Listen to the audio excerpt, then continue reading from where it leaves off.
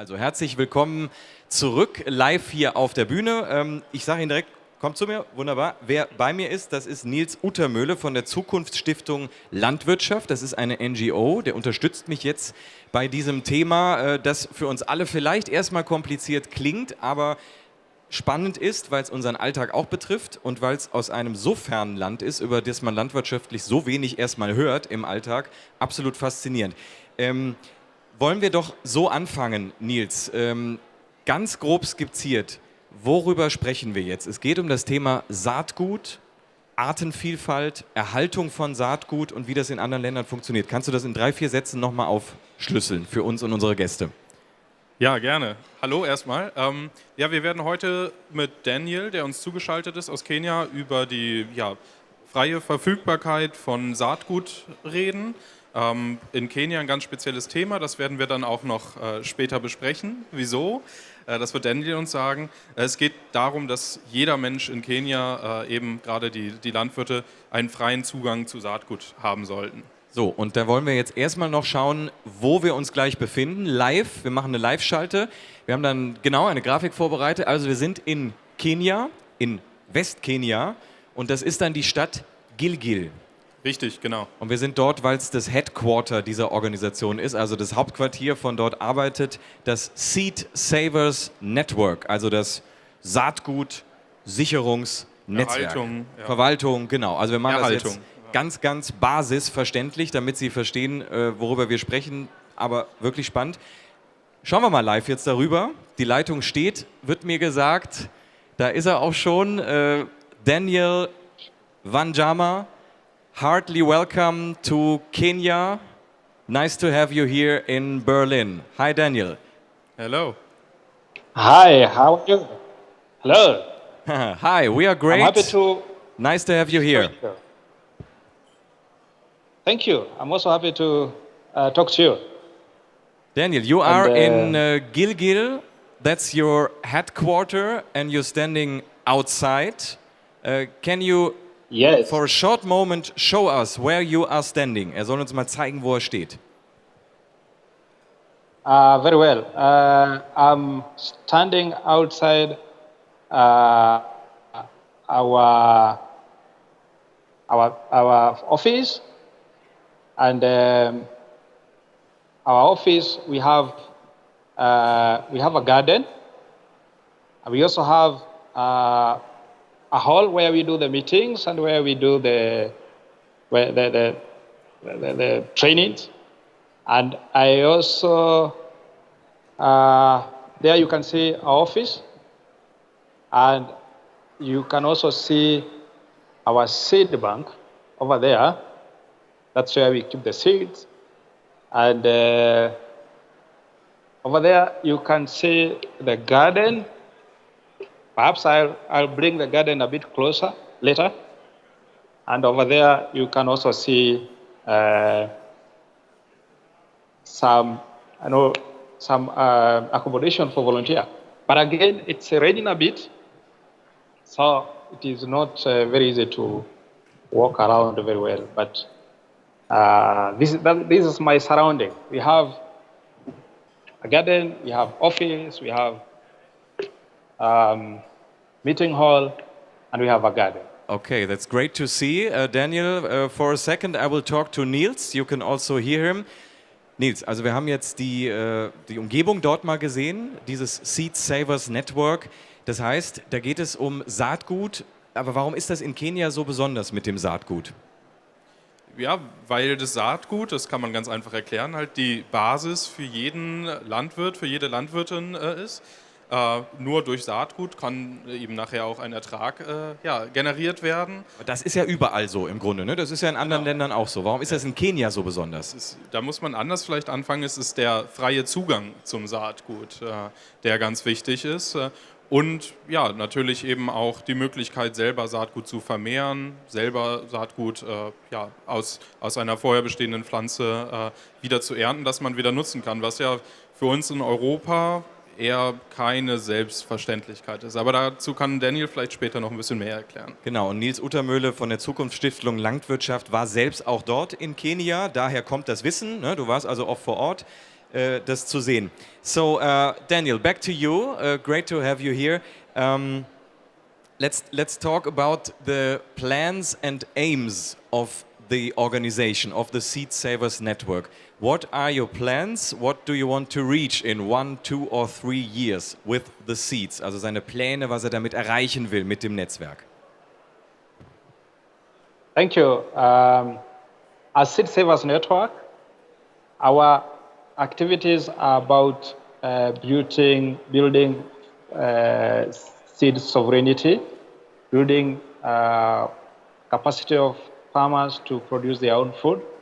As you know, Kenya is very different from Germany because majority of the people, like 70%, are small-scale farmers, and they earn their living and their food from small-scale farming.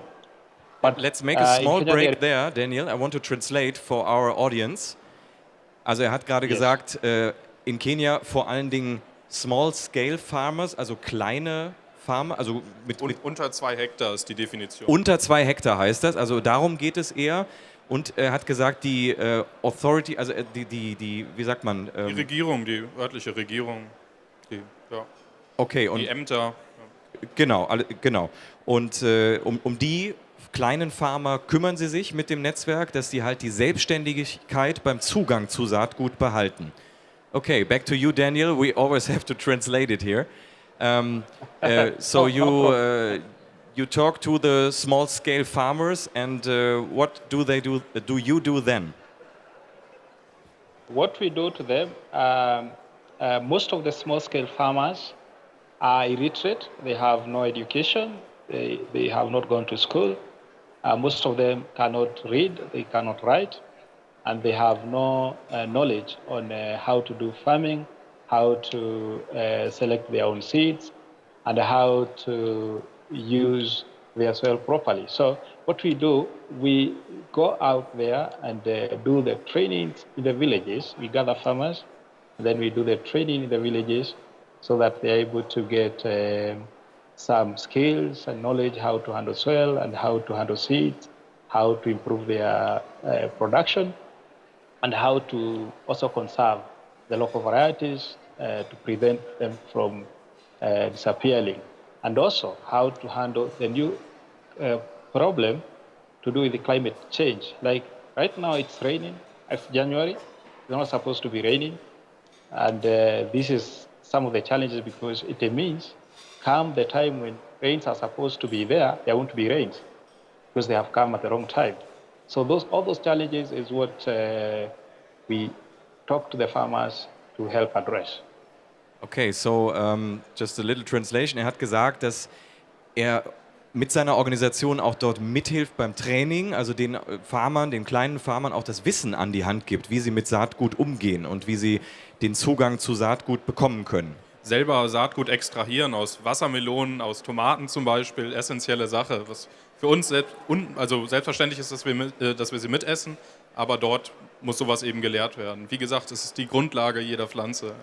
Also etwas, was wir uns hier gar nicht so vorstellen können, ne? Weil hier wirklich alles komplett in einen Produktionskreislauf eingebunden ist. Jeder weiß von den Fachleuten, hier gibt es Fachleute, die wissen, wie das funktioniert. Und dort, das ist wirklich ganz low-level Information. Also man muss da sehr weit unten anfangen und die Grundlagen beibringen. Hast du das auch so erlebt in Kenia?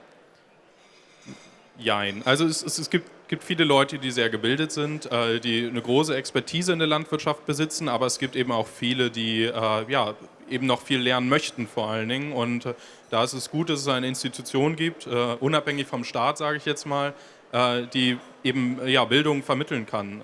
Eben eine NGO, die an kein Unternehmen, nicht an einen Staat, nicht an die Politik gebunden ist, die eben Wissen vermitteln kann. Daniel, back to you. I'm going to translate the question to the people. Ich hatte mal gelesen, dass er auch einen Saatgutmarkt organisiert hat. Ich werde ihn jetzt fragen, was er da getan hat. Daniel, I read about a kind of seed market you organized. What are your plans with that, and was it a success? Thank you. Seed market or seed fair, I believe you are referring to that, seed fair or seed festivals. is a regular activity that we organize time and again because these events where we call farmers from different areas to bring their seeds, to show their seeds, and we also call farmers who don't have seed to come and see different diversity of seeds, different varieties, so that those farmers who don't have seeds, they can buy, and those ones who have seeds of different type, they can exchange. And those who have, like some farmers produce seeds in groups, they can exchange. So, and the reason why we organize this kind of events, it's because farmers are not allowed to freely exchange seeds. It's illegal in the country because of the new laws that we had in 2012. The new laws, which are based on UPOP, they don't allow farmers to save seeds, to exchange seeds, and they also don't allow farmers to sell seeds. So the only way is to organize a meeting where farmers can do that, because otherwise they will not do it through the shops or through any commercial system. So they come together, share. And okay, let me just translate that. Er organisiert diesen Markt, um Farmer zusammenzubringen, die exchange seeds. genau, Exchange Seeds, also die Samen, das Saatgut mitbringen, um es anderen zu zeigen, damit die auch, die keine mitbringen, verstehen, was es mit diesem Saatgut auf sich hat, was das Besondere ist, aber auch damit sie, habe ich jetzt richtig verstanden, Saatgut untereinander austauschen können, weil es sonst illegal wäre, wenn man es so macht. Ja, ohne den organisierten Markt. Eine gewisse Grauzone, wie wir in Deutschland sagen würden. Man kann eben dementsprechend ja zum Beispiel einen Apfel kaufen und den als Lebensmittel kaufen, ist aber trotzdem Saatgut in dem Apfel drin, was man nachher nutzen kann. Das ist bei vielen anderen Früchten eben genauso. Und so wird eben auch eine lokale Varietät in den Pflanzen gestärkt, weil eben die lokalen Farmer die Möglichkeit haben, ihr Saatgut auszutauschen.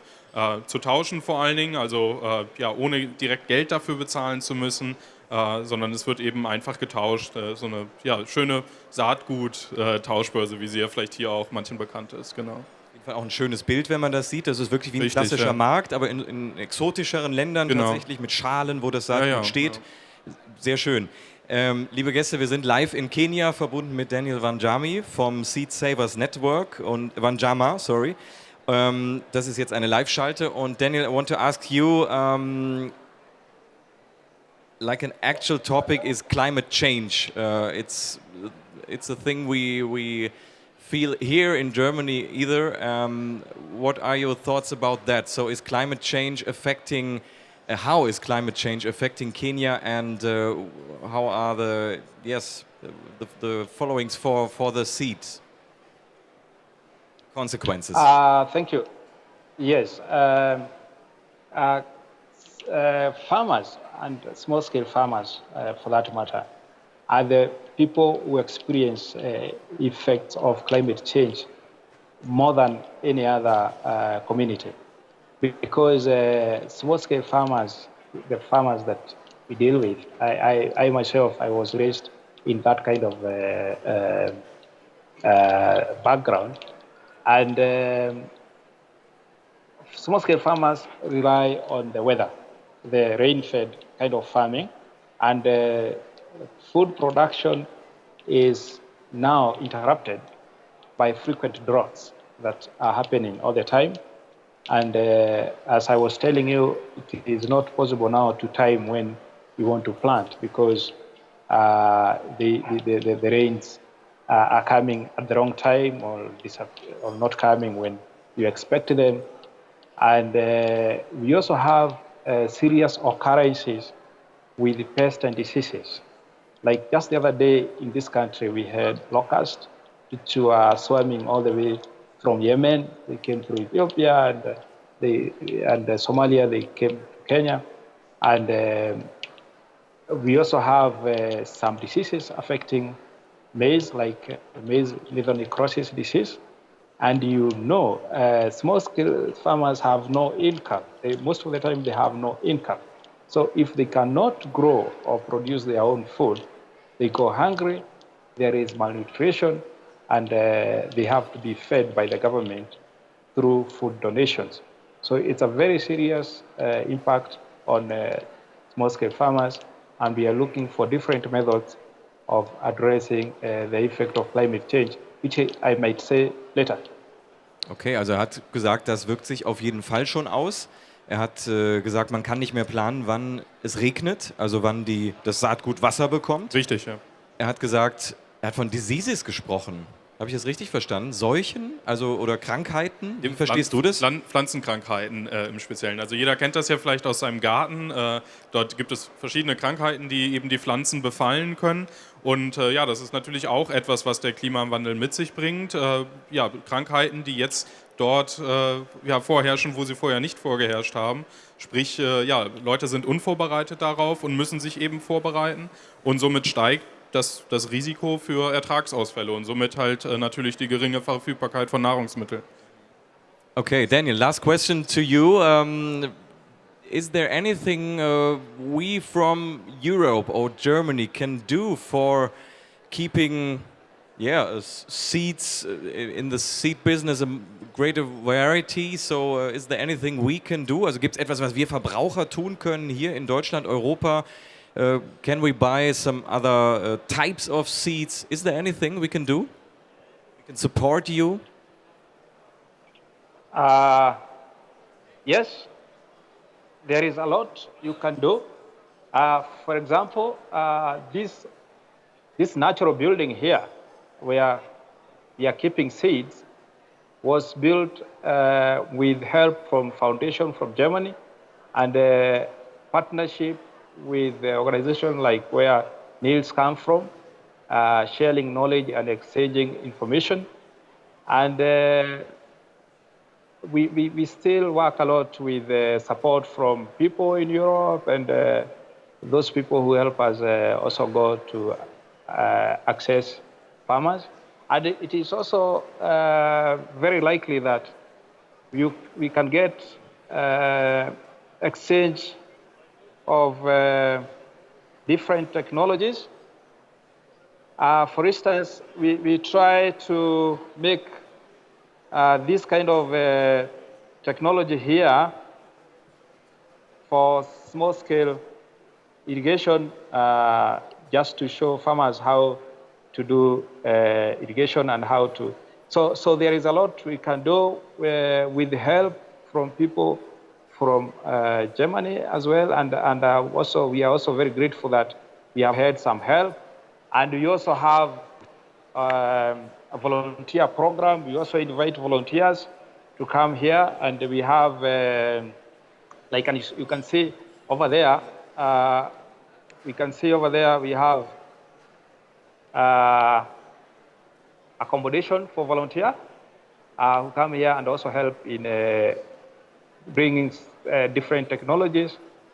And there is also a lot of advocacy work, like if people in Europe would help in making also governments such as ours to understand the needs of small-scale farmers and also to support legislations and policies that are useful to small-scale farmers, like conserving environment and making sure that small-scale farmers are also able to access market.